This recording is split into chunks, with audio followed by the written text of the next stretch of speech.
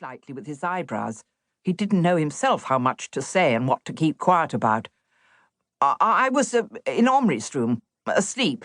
All right. Then what?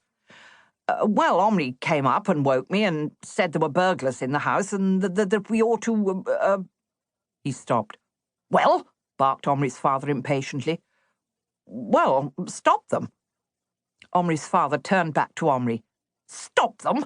3 grown men? How could you stop them? You should have locked your bedroom door and let them get on with it. They were nicking our TV and stuff. Oh, so what? Don't you know the sort of people they are? They could have hurt you seriously. They did hurt him seriously, interrupted Omri's mother in a shrill voice. Look at him. Oh, never mind the interrogation now, Lionel. I wish you'd go and phone Basha and find out why she didn't come and let me take Omri upstairs and look after him. So Omri's father returned to the hall to phone the babysitter, while his mother led Omri upstairs. But when she switched the bathroom light on and looked at him properly, she let out a gasp. But that's a burn, Omri. How did they do that to you? And Omri had to say, They didn't do it, Mum, not that. That was something else. She stared at him in horror and then controlled herself and said, as calmly as she could, All right, never mind now. Just sit down on the edge of the bath and let me deal with it. And while she was putting on the ointment with her cold, shaky hands, his father came stamping up the stairs to say there was no reply from their babysitter's number. How could she not come? He stormed. How could she leave you boys alone here?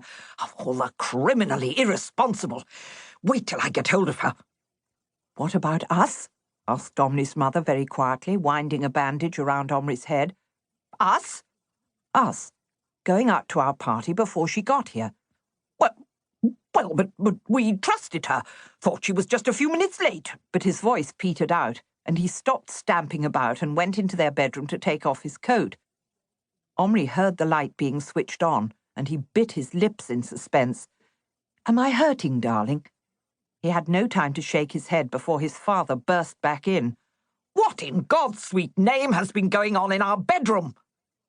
Patrick, who was hanging about in the doorway to the bathroom, exchanged a grim look with Omri. Well, Dad, that's where the battle... that's where they were when we caught them. Battle? That's just what it looks like, is a battlefield. Jane, come in here and look. Omri's mother left him sitting on the bath and went through into the bedroom. Omri and Patrick, numb and speechless with suspense, could hear them exchanging gasps and exclamations of amazement and dismay. Then both his parents reappeared. Their faces had changed. Omri, Patrick, I think we'd better hear the whole story before the police arrive. Come in here. With extreme reluctance, the boys went through the dividing door between the bedroom and bathroom for the second time that evening. The place looked terrible. All the dressing table drawers and those of the chest of drawers were pulled out, their contents strewn about. The double bed had been knocked askew. A chair had gone flying. The wardrobe door was swinging open. Omri had set his mother's little jewel cupboard back on its feet, but its door too was open. But with the light full on, the thing the boys were most painfully aware of was the holes. Little pinholes made by the tiny bullets, and not so little ones made by the miniature mortars and hand grenades that had missed their targets and hit the wall and the head and foot of the bed. It seemed ludicrous to Omri now, looking at them, that he'd had even a faint hope his parents might not notice them. They might be a bit short-sighted, but after all they weren't blind. The room looked pockmarked. And indeed his father was already running his fingers over the white wall above the bedhead. What's been going on here, boys? He said in a new tone of voice. Patrick and Omri glanced at each other, opened their mouths, and closed them again. Well? It wasn't a bark this time. It was just a question filled with curiosity. After all, from a grown-up's point of view, what could make those tiny marks? At that moment there was a loud policemanly ring and a double knock on the door.